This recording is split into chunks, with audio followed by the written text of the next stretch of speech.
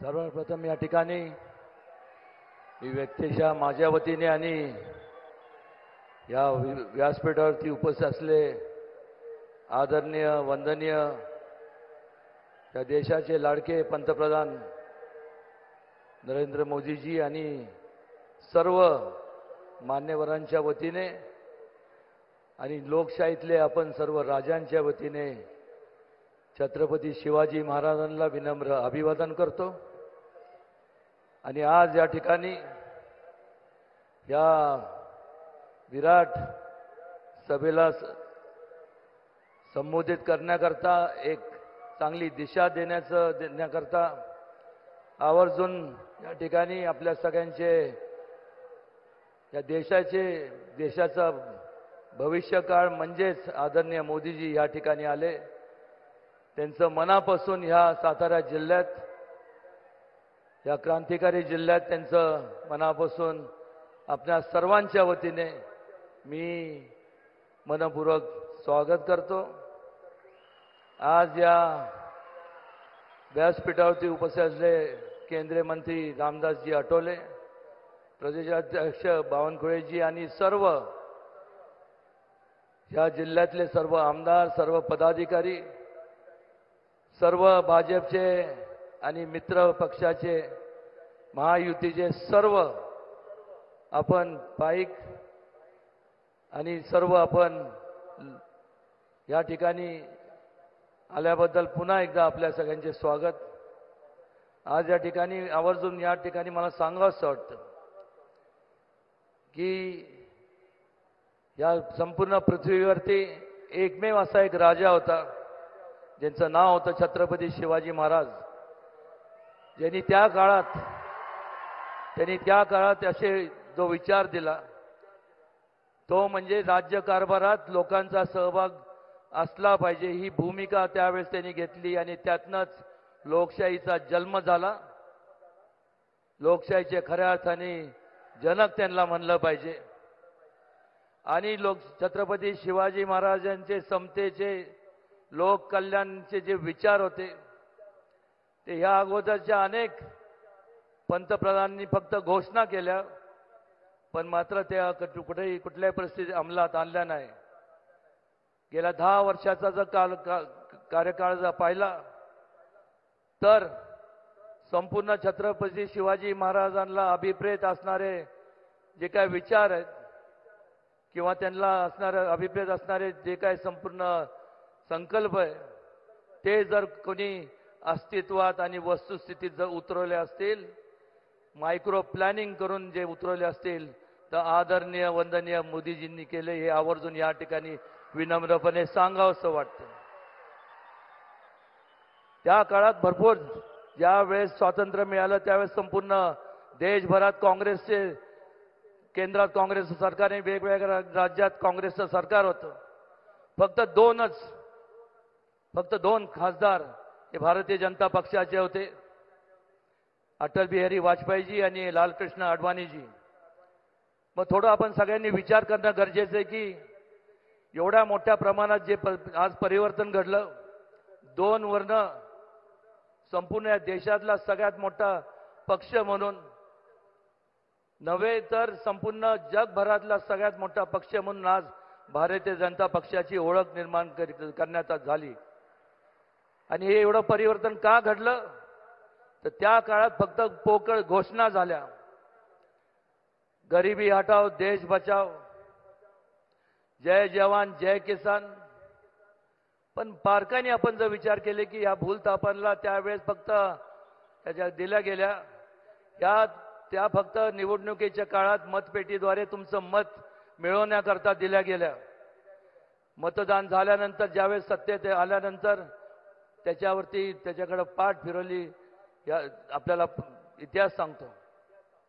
पण ज्या घोषणा त्यांनी दिल्या त्याच्यावर अंमलबजावणी कोणी केली असेल तर आदरणीय नरेंद्र मोदीजींच्या कुशल मार्गदर्शनाखाली त्यांच्या संपूर्ण सहकार्याने केली।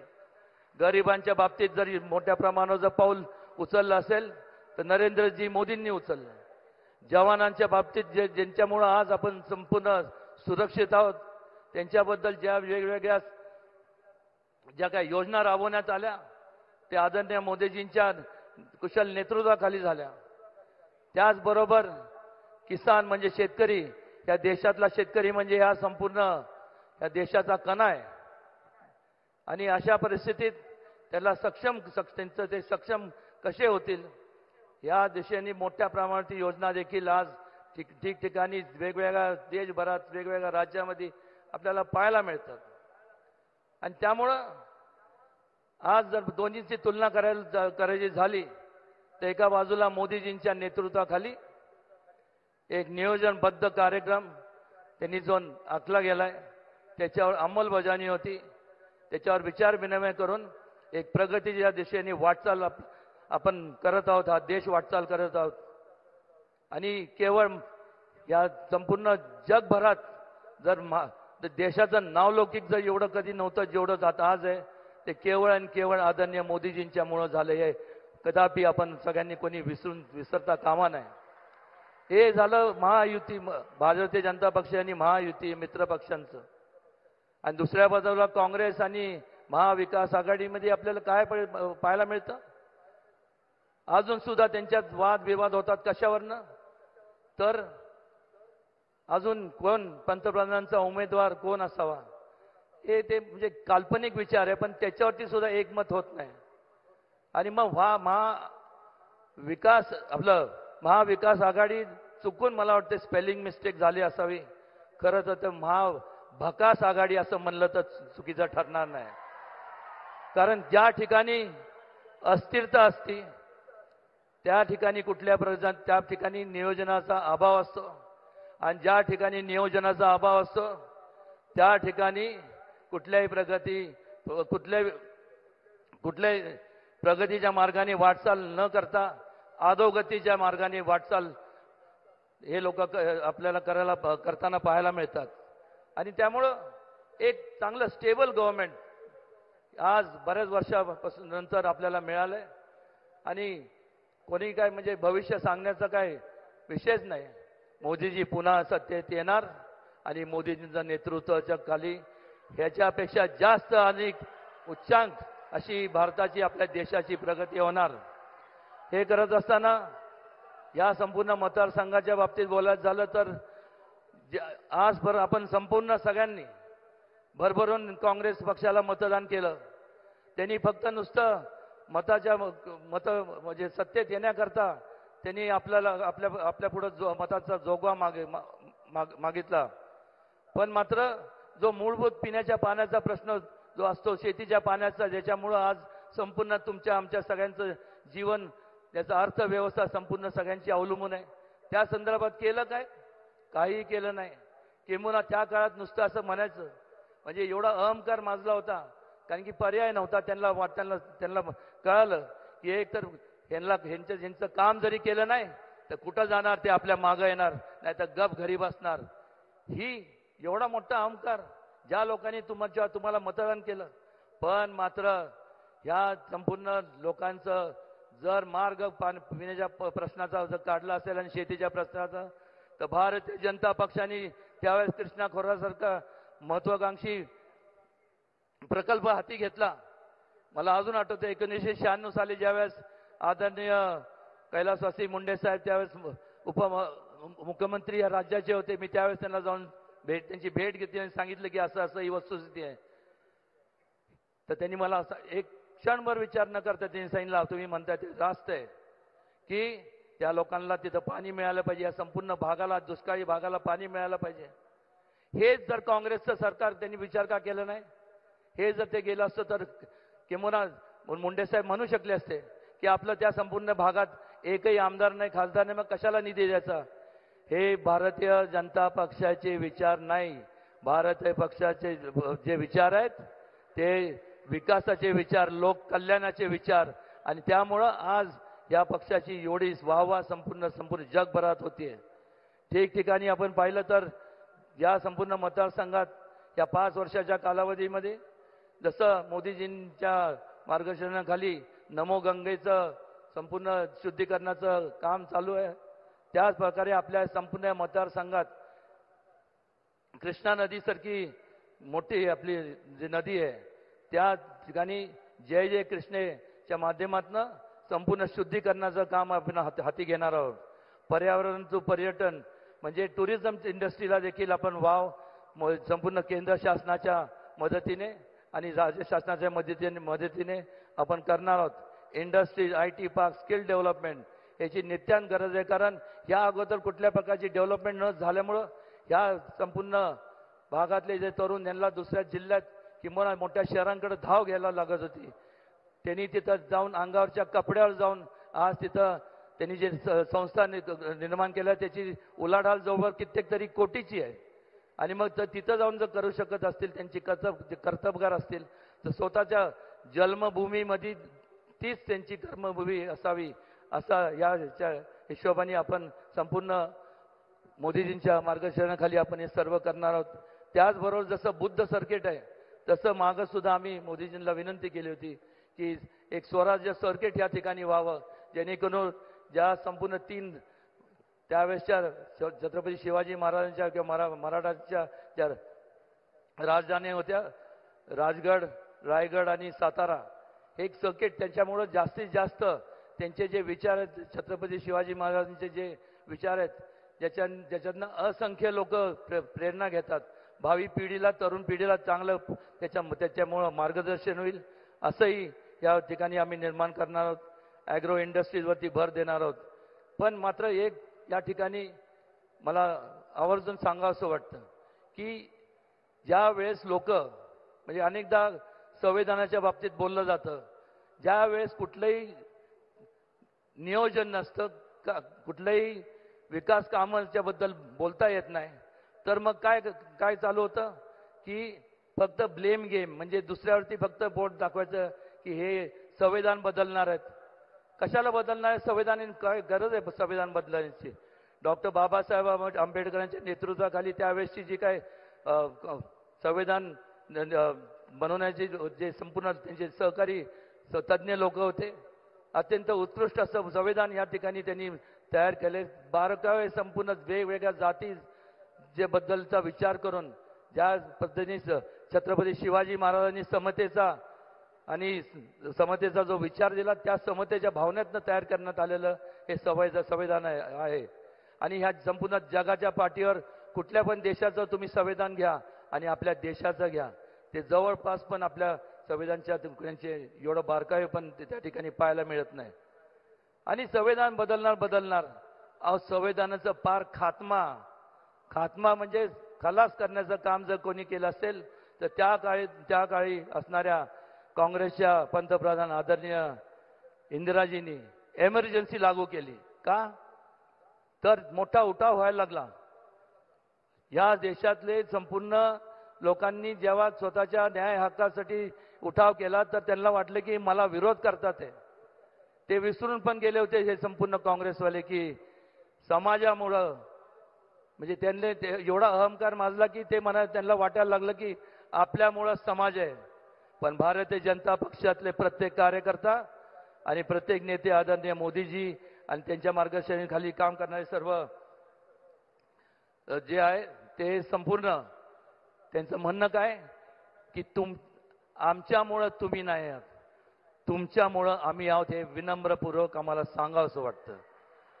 आज तुम्हाला केंद्रबिंदू मानून आदरणीय मोदीजी वाटचाल करतात. त्यांना खांद्याला खांदा लावून त्यांचं पाठबळ वाढवण्याकरता आज मोठ्या संख्येने आपण या ठिकाणी उपस्थित राहिल्याबद्दल मी पुन्हा एकदा आपल्या सगळ्यांचे मनापासून आभार मानतो आणि ईश्वरांनी प्रार्थना करतो की मोदीजींचं जास्तीत जास्त दीर्घकाळ ह्या संपूर्ण देशाला त्यांचं मार्गदर्शन, त्यांचं संपूर्ण योगदान लाभो.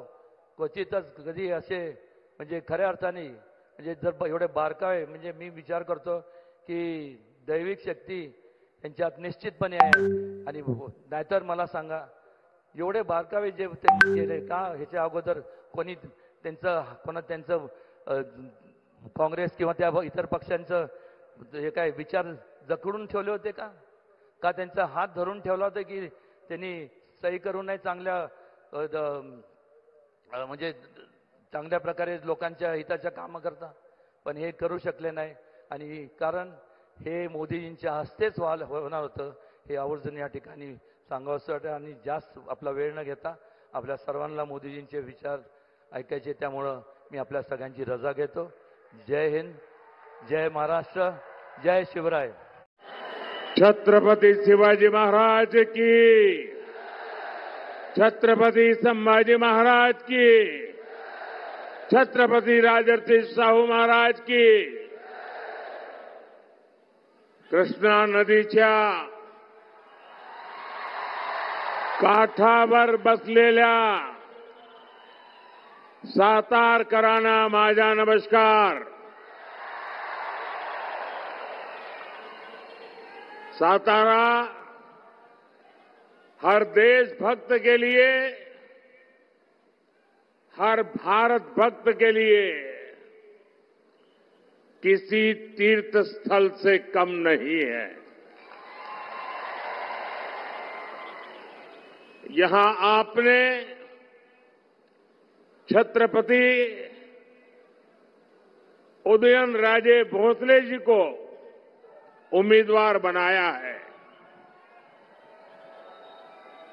मेरे साथी कहते थे कि मोदी जी सतारा आने की जरूरत नहीं, आप बहुत दौड़ धूप करते हैं, नहीं आएगा तो चलेगा. मैंने सामने से कहा, सातारा में भगवा पहले भी लहराता था और लहराता ही रहेगा. मैंने कहा नहीं भाई, मुझे तो आप सभी परिवारजनों के दर्शन की इच्छा है और मैं आज यहां आपके दर्शन करने आया हूं, आपके आशीर्वाद लेने के लिए आया हूं. और आपने जो भरोसा अपने इस सेवक पर जताया है, उसकी जवाबदारी मेरी है और इसलिए मैं आज यहां आया हूं. और ये जो मैं जोश उत्साह देख रहा हूं, इतनी बड़ी तादाद में माताएं बहनें आई हैं,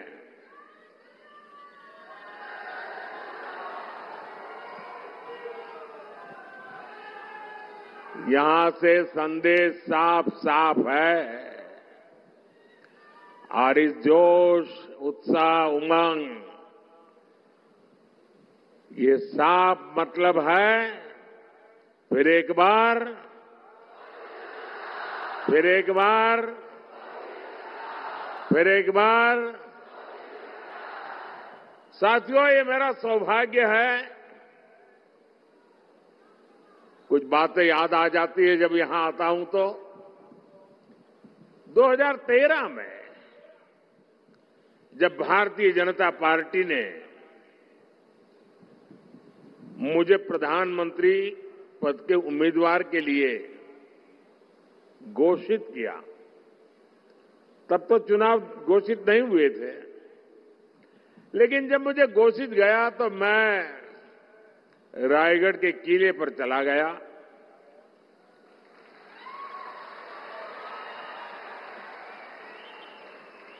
और कोई भी काम शुरू करने से पहले मैं छत्रपति शिवाजी महाराज की समाधि के सामने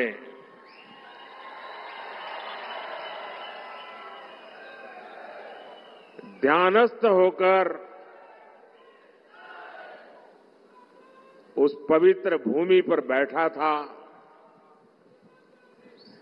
और उस समय छत्रपति शिवाजी महाराज की उस समाधि स्थल से मुझे जो प्रेरणा मिली, जो ऊर्जा मिली, उस पवित्र माटी ने मुझे जो आशीर्वाद दिए, उसी की बदौलत मैं पिछले 10 साल उन्हीं आदर्शों, विचारों को जीने का प्रयास करता हूं आपके लिए. कुछ न कुछ करने का प्रयास करता हूं. साथियों, सातारा ने छत्रपति शिवाजी महाराज के सुशासन को देखा है। सातारा की ये भूमि शौर्य की भूमि है। आज मिलिट्री अपशिंगे गांव हो या सातारा का कोई भी सैनिक परिवार हो, आत्मनिर्भर होती भारत की सेनाओं को देखकर वो सबसे ज्यादा खुश है। आज हमारी सेना के पास एक से बढ़कर एक मेड इन इंडिया हथियार है। अब आप ही बताइए भाइयों बहनों, ऐसे काम करके मोदी ने जिनकी दुकानें बंद कर दी, वो खुश होंगे क्या? वो खुश होंगे क्या? हथियारों के जिन दलालों को कांग्रेस की सरकार बहुत अच्छी लगती थी, वो कभी भी मोदी की वाहवाही करेंगे क्या? साथियों, मोदी ने सैनिक परिवारों को एक और guarantee one rank one pension की दी थी और मोदी ने ये गारंटी भी पूरी करके दिखाई। कोई कैसे भूल सकता है कि कांग्रेस ने 40 साल तक सैनिक परिवारों को one rank one pension OROP उससे वंचित रखा। सिर्फ 500 करोड़ रुपए का जहां यानी झुंझुना दिखाकर कांग्रेस कहती थी OROP लाएंगे, यानी आंख में धूल झोंकने में इनकी ऐसी मास्टरी है, झूठ बोलने में इनकी ऐसी मास्टरी है। आज बीजेपी सरकार OROP के 1 लाख करोड़ रुपए, अब सोचिए वो 500 का खेल खेल रहे थे, 500 करोड़ का, आज 1 लाख करोड़ रुपए से ज्यादा अपने पूर्व सैनिकों को दे चुकी है। भाइयों और बहनों, देश 1947 में आजाद हुआ। कांग्रेस ने गुलामी की मानसिकता को फलने फूलने दिया।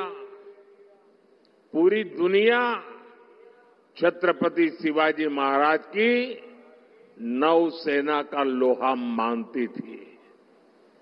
आज भी विश्व में जब भी नौसेना की दुनिया में चर्चा होती है, जो छत्रपति शिवाजी महाराज का नाम लिया जाता है। लेकिन इतने सालों तक आजाद भारत की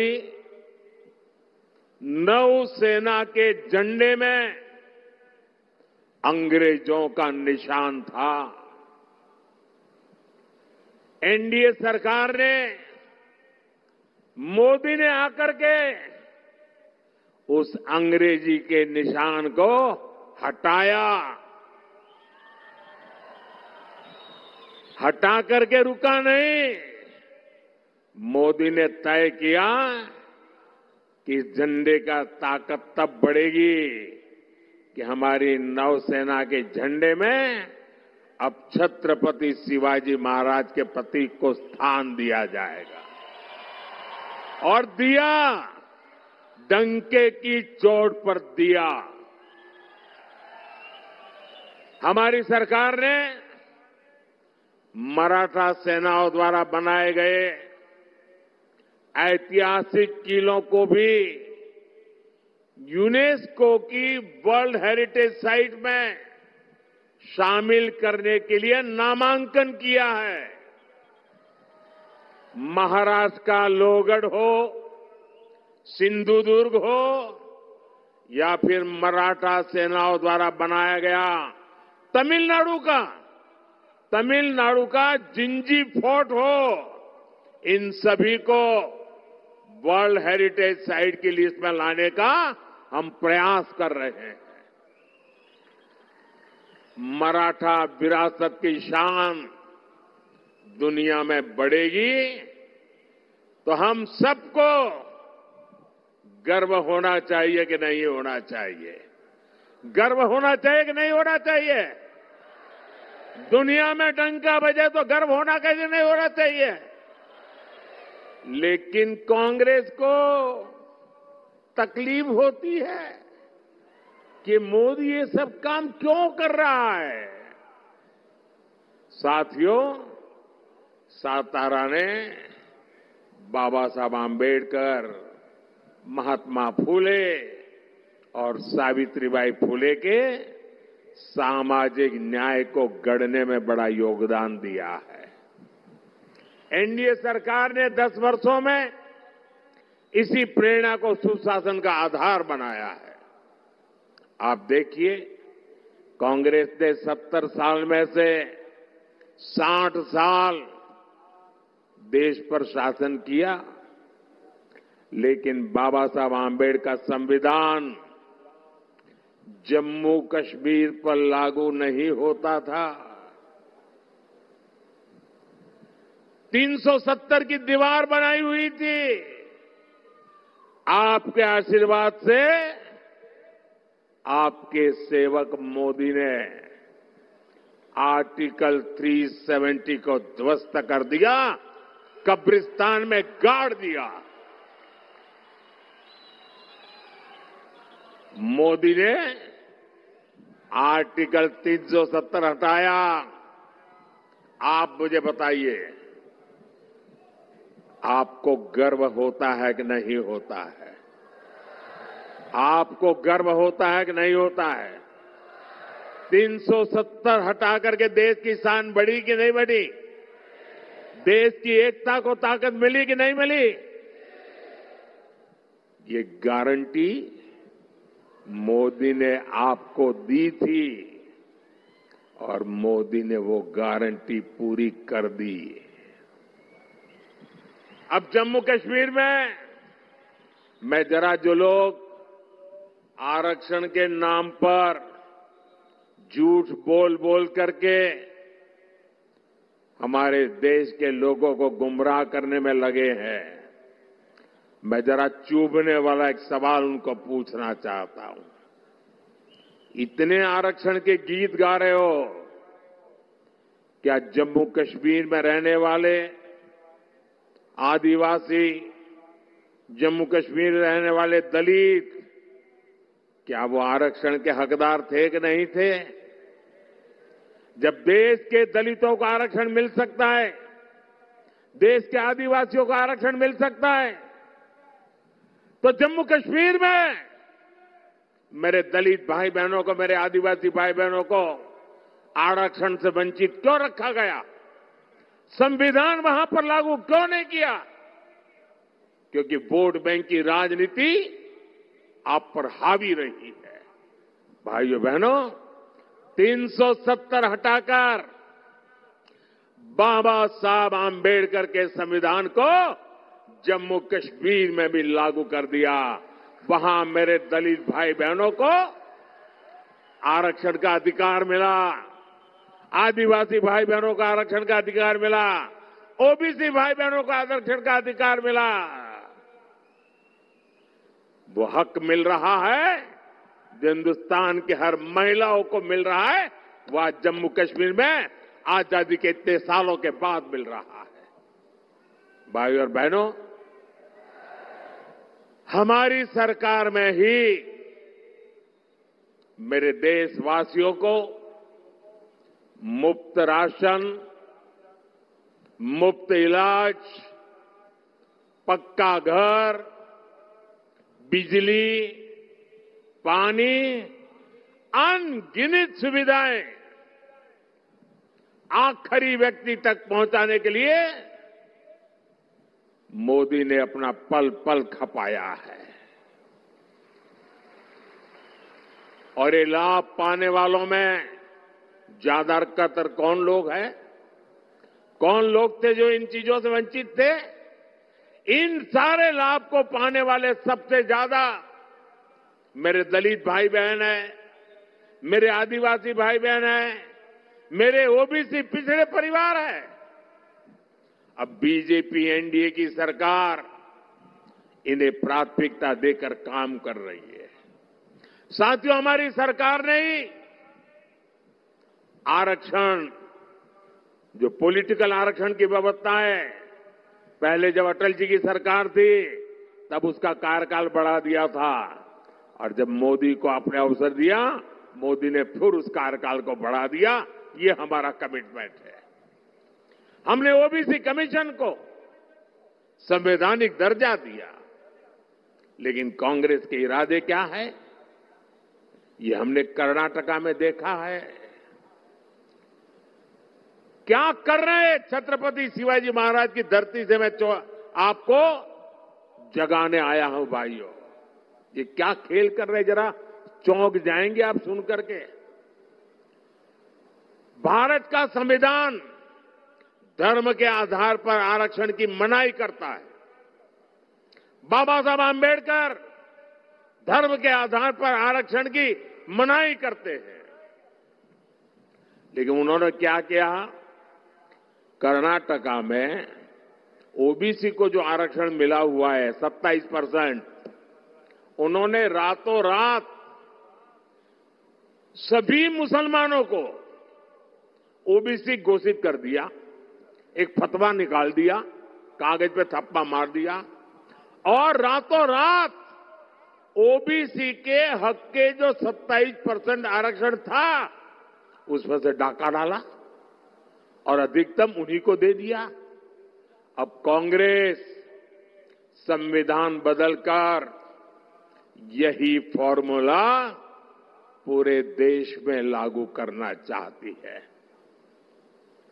लेकिन कांग्रेस और इंडिया गाड़ी वाले कान खोल करके सुन लीजिए, जब तक मोदी जिंदा है,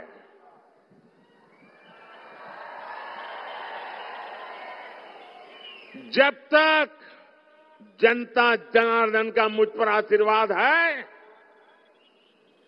धर्म के नाम पर आरक्षण लाने की आपकी कोशिश, संविधान को बदलने की आपकी कोशिश, मेरे जिंदा रहते आप नहीं कर पाओगे, लिख के रखना।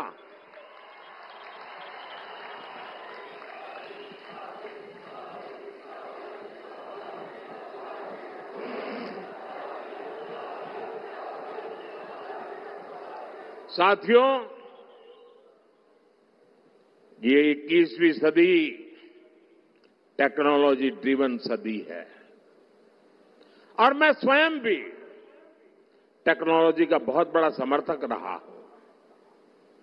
मैंने सोशल मीडिया का उपयोग हमेशा जनता जनार्दन से जुड़ने के लिए किया है, आपकी इच्छाओं आकांक्षाओं को जानने के लिए किया है।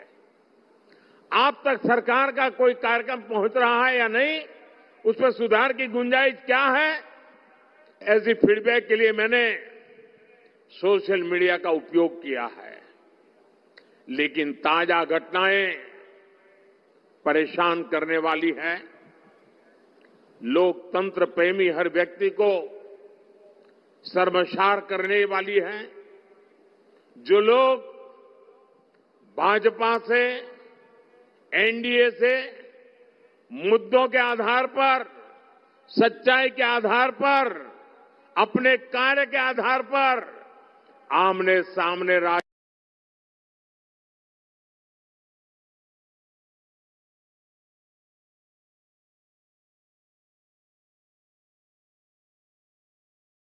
देशवासियों को कहना चाहता हूं, मीडिया के मेरे साथियों को कहना चाहता हूं कि लोकतंत्र की भलाई के लिए, देश में सुख शांति के लिए, देश की एकता के लिए कृपा करके जो भी फेक वीडियो निकलते हैं उनको हम एक्सपोज करें। ऐसे कोई भी वीडियो, कोई भी तस्वीर आपके व्हाट्सएप पे आए तो किसी सोशल मीडिया पर दिखे तो मेरा रिक्वेस्ट है पुलिस को जानकारी दे। उसको फॉरवर्ड करने से पहले सोचिए कहीं वो आपका भी नुकसान कर देगी, क्योंकि कानून बहुत कड़क है और मैं ही चाहता हूं कि निर्दोष नागरिक इसके शिकार हो जाए। और इसलिए ये फेक वीडियो इन सब से हमारे समाज को बचाना हमारा दायित्व है। और ऐसे लोगों के विरुद्ध मैं इलेक्शन कमीशन से भी विशेष रूप से रिक्वेस्ट करता हूं कि आप उनके ओर के कठोर कार्रवाई करने के लिए कदम बढ़ाएं। सरकार पूरी तरह सच्चाई के साथ रहेगी, ये मैं देशवासियों को विश्वास दिलाता हूं। साथियों, हमारे यहां कांग्रेस ने स्वास्थ्य सेवाओं का ये हाल बना रखा था कि जिसको बीमारी हो जाती थी वो बदहाली तक पहुंच जाता था। बीमारी को बदकिस्मती मानने के अलावा कोई विकल्प बचा ही नहीं था। घर में किसी को गंभीर बीमारी हो जाती थी तो इलाज में खेत खलिहान तक बिक जाते थे, महिलाओं के गहने बिक जाते थे, कई कई 100 किलोमीटर दूर जाना पड़ता था, तब जाकर के कोई एक अस्पताल मिलता था। ये हालत बना रखी थी 60-70 साल के कांग्रेस के शासन ने। लेकिन मोदी ने स्वास्थ्य सेवाओं से जुड़ी परेशानियों को भाग्य के नाम पर नहीं छोड़ा। मोदी ने हर देशवासी को बेहतर स्वास्थ्य सेवाएं देने का संकल्प लिया। हमने देश में 20 से ज्यादा नए एम्स बनाए। बेहतर स्वास्थ्य सेवाओं का विस्तार करने के लिए हमने बड़ी संख्या में मेडिकल कॉलेज खोले। 2014 में देश में करीब 50,000 एमबीबीएस की सीटें थी, 50,000 डॉक्टर निकलते थे। आज हर साल 1 लाख से ज्यादा एमबीबीएस डॉक्टर्स पढ़ करके निकल रहे हैं। ये डॉक्टर छोटे शहरों ग्रामीण इलाकों में भी इलाज का बड़ा माध्यम बन रहे हैं। आयुष्मान आरोग्य मंदिरों के जरिए आज गांव में स्वास्थ्य सेवाओं का विस्तार हो रहा है। यहां सातारा में लगभग 400 से ज्यादा आयुष्मान आरोग्य मंदिर बने हैं। अस्पतालों के बेहतर नेटवर्क के अलावा गरीब और इलाज का बोझ न आए, उन पर मुसीबतें न झेलनी पड़े, ये मोदी ने इसकी गारंटी दी। यहां सातारा में 15 से ज्यादा जन औषधि केंद्रों पर 80% डिस्काउंट से दवाइयां मिल रही है। जो दवाई 100 रुपए की कीमत है वो सिर्फ 20 रुपए में मिलती है। आज करोड़ों लोगों के पास 5 लाख रुपए मुफ्त इलाज का आयुष्मान कार्ड है। और मैंने एक और गारंटी दी है, आप घर घर तक पहुंचाना। किसी भी परिवार में, किसी भी जाति वर्ग विशेष, कोई भी परिवार, आपके घर में 70 साल की ऊपर के कोई जो भी व्यक्ति होंगे, अब उनकी बीमारी का खर्चा जो आपको करना पड़ता है, अब वो खर्चा आपको नहीं करना पड़ेगा, ये आपका बेटा मोदी करेगा। यानी कोई गरीब हो, मध्यम वर्ग से हो या उच्च वर्ग से हो, अगर 70 वर्ष से ऊपर का है तो आयुष्मान योजना के दायरे में आएगा और उसको लाभ मिलेगा। भाई और बहनों, सत्ता को अपने खानदानी जागीर समझने वाले आपकी इस तकलीफ को कभी नहीं समझ सकते थे। ये चिंता वही कर सकता है जो आपके बीच रहा हो, जिसने आपकी तकलीफों को देखा हो, जिसने आपकी तकलीफों को जिया हो। साथियों, कांग्रेस सरकार का रवैया गरीबों को लेकर क्या होता था, इसका अंदाजा आप उनकी नीतियों से लगा सकते हैं। आज हमारी सरकार 80 करोड़ जरूरतमंदों को हर महीने मुफ्त अनाज देती है। और जब से कोरोना आया तब से चालू किया और आने वाले 5 साल की भी गारंटी दी है। एक भी नया पैसा लिए बिना मुफ्त अनाज देते हैं।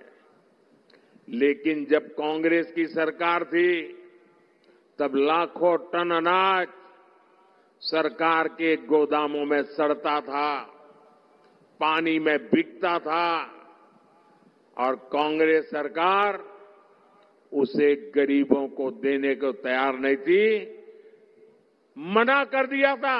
इतना ही नहीं, सुप्रीम कोर्ट ने कहा था, सुप्रीम कोर्ट ने हस्तक्षेप किया था और सुप्रीम कोर्ट ने कहा था कि कांग्रेस सरकार अनाज गरीबों में बांटे।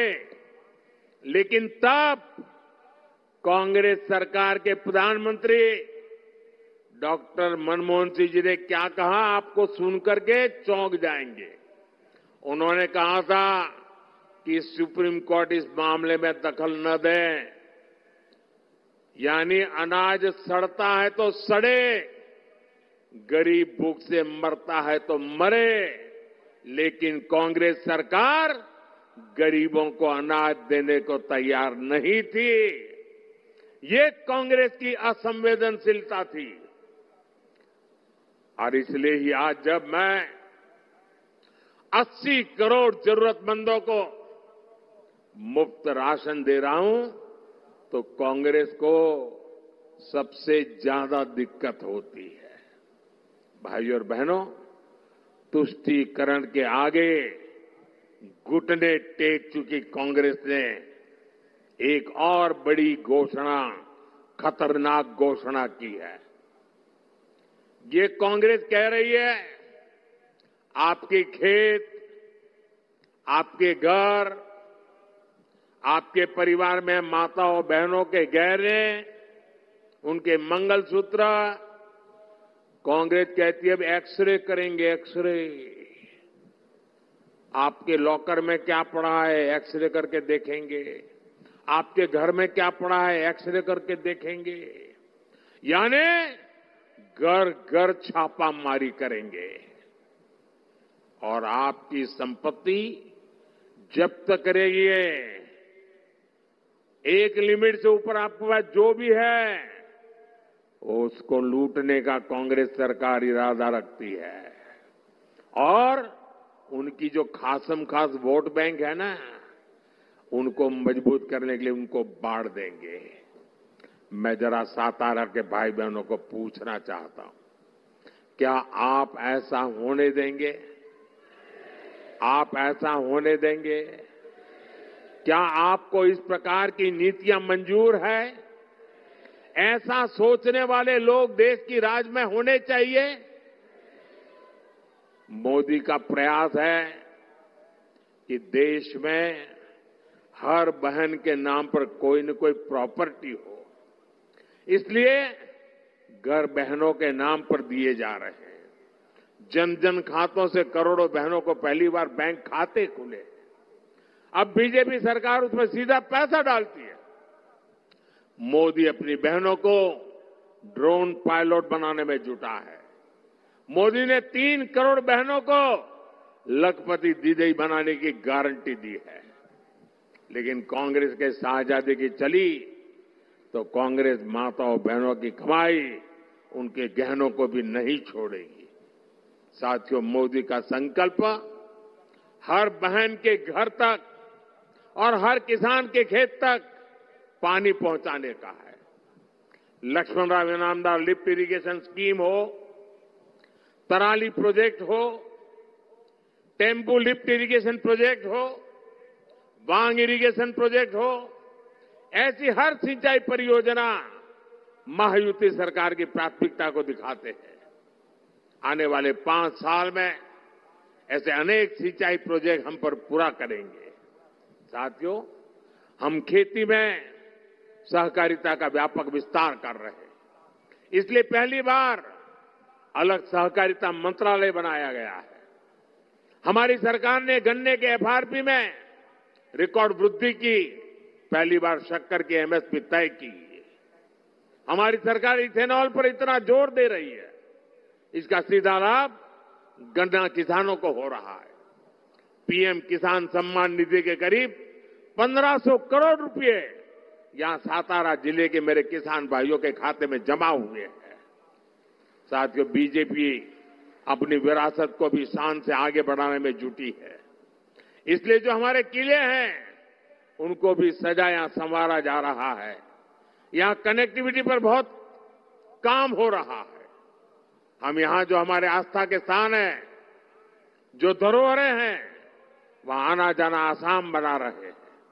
मेरा आपसे आग्रह है, 7 मई को हर बूथ पर कमल खिलाना चाहिए, भारी मतदान होना चाहिए। और आपको मैं गारंटी देता हूं, आपका सपना ये मेरा संकल्प है। और आपका सपना पूरा करने के लिए मेरा विजन भी है और जीवन भी उसी के लिए है। 24/7 फॉर 2047 इस मंत्र को लेकर के मैं काम कर रहा हूं। आप घर घर जाइए, मतदान के लोगों को प्रेरित करिए, ज्यादा से ज्यादा पोलिंग बूथ पर ज्यादा से ज्यादा वोटिंग, पुराने सारे रिकॉर्ड तोड़ने के लिए गर्मी कितनी ही क्यों न हो, देश के लिए हम समय निकालें, मतदान अवश्य करें। क्या आप मतदान बढ़ाएंगे? घर घर जाएंगे, पोलिंग बूथ जीतेंगे? अच्छा, मेरा एक काम और करेंगे, मेरा एक पर्सनल काम करेंगे आप? जरा हाथ ऊपर करके बताएं तो मैं मानूं। करेंगे? करेंगे? अच्छा, घर घर जाइएगा और कहिएगा कि मोदी जी सातारा आए थे और परिवार के सबको नमस्कार कहा है। मेरा नमस्कार पहुंचा देंगे?